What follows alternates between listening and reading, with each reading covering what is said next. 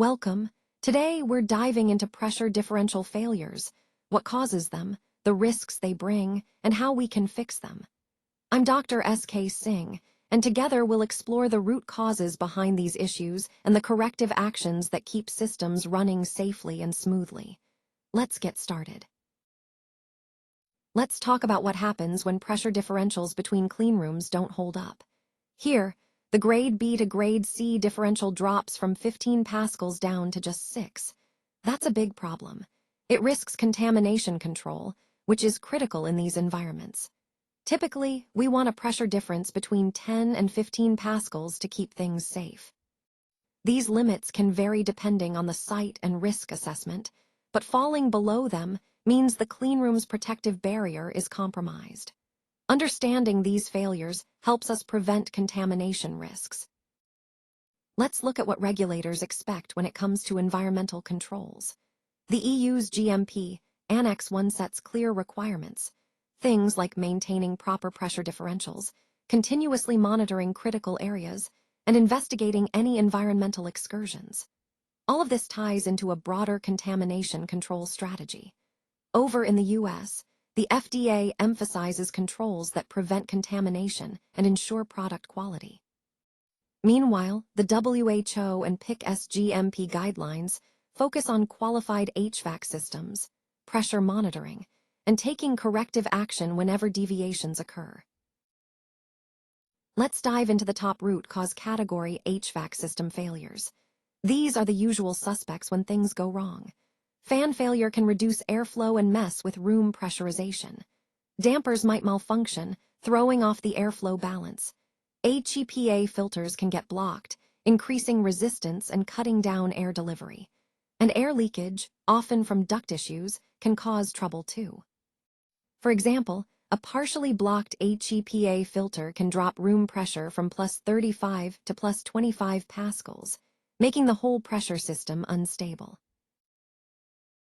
Now, let's look at the second root cause category: operational failures. These are issues tied to human actions and everyday processes. Common problems include doors left open, airlock doors opening at the same time, too much movement of personnel, and frequent material transfers. For example, if material airlock doors stay open too long during production, we might see the pressure difference between cleanroom areas drop significantly. That drop can cause airflow to reverse, letting contamination sneak in. This is a real risk we need to manage carefully. Now, let's look at the third root cause category: instrumentation failures. These happen when the monitoring system itself runs into trouble. It could be pressure sensors drifting off calibration, transmitters acting up, or even software glitches in the building management system.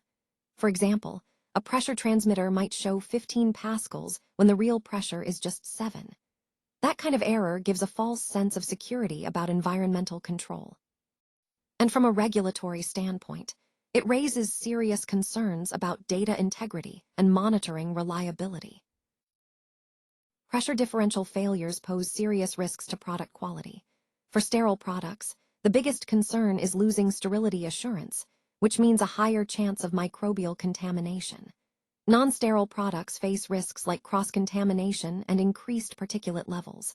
Imagine a pressure failure in an aseptic filling suite. Particles from the air can enter the grade B environment. The result? A batch might be rejected, or a costly sterility investigation could be triggered. These risks highlight why maintaining pressure is critical. Let's walk through an example of risk calculation. Here, severity is rated as 5, that's high. Occurrence and detectability both come in at 3, which we consider medium. Multiplying these together gives us a risk priority number of 45. This score signals a high-risk event, one that demands immediate investigation and corrective action. We're applying the ICH-Q9 framework here, using its parameters to guide our risk evaluation and ensure we're focusing on what matters most. When we investigate an excursion, we follow a clear step-by-step process. First, we confirm that the excursion itself is valid, making sure the data is accurate. Next, we review how the HVAC system performed during the event. Then, we dig into alarm history and trends to spot any warning signs. After that, we assess personnel actions and operational activities. We also evaluate how the product was impacted. Finally, we determine the root cause. For example, a pressure excursion might trace back to a damper actuator failure, the key culprit behind the issue. When something goes wrong, immediate containment is crucial. First, environmental controls help us regain stability, restoring the pressure cascade, restricting access to the room, and pausing critical operations if needed. On the technical side, we focus on repairing HVAC equipment, swapping out blocked filters, and recalibrating sensors. For example, if grade B pressure dips below the action limit, we pause filling operations, alert engineering, and only restart once pressure is back to normal. Quick, coordinated steps keep things safe and on track. Now let's look at sustainable corrective and preventive actions, the steps we're taking to improve both engineering and operations. On the engineering side, we focus on preventive HVAC maintenance, filter monitoring, and adding redundant pressure sensors to catch issues early. Operationally, we're training teams on airlock discipline, installing door interlock systems, and managing traffic flow carefully.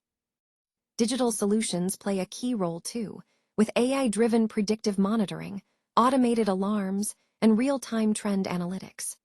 For example, installing door interlocks has stopped repeated pressure losses from doors opening at the same time. When it comes to best practices, we focus on 3 key areas: prevention, detection, and response.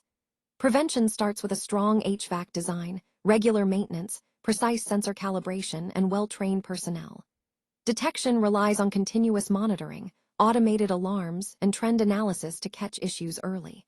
And response means acting fast, investigating thoroughly, applying effective corrective actions, and making decisions based on risk. Alongside these, regulatory expectations guide us with requirements like qualified pressure cascades, alarm management, root cause analysis, and ensuring data integrity every step of the way. Pressure differential failures pose serious risks in pharmaceutical manufacturing. They can compromise product quality, sterility, and regulatory compliance. To tackle this, we need a comprehensive strategy, qualified HVAC systems, continuous monitoring, and risk-based investigations all play a part. Effective corrective and preventive actions, integrated with the facility's contamination control strategy, help maintain environmental integrity. By identifying root causes and acting proactively, manufacturers can prevent contamination and meet strict standards like EU GMP Annex 1 and FDA CGMP. It's about protecting products, patients, and compliance all at once. Thank you for joining us today. If you need any more support or have questions, please don't hesitate to reach out. We're here to help.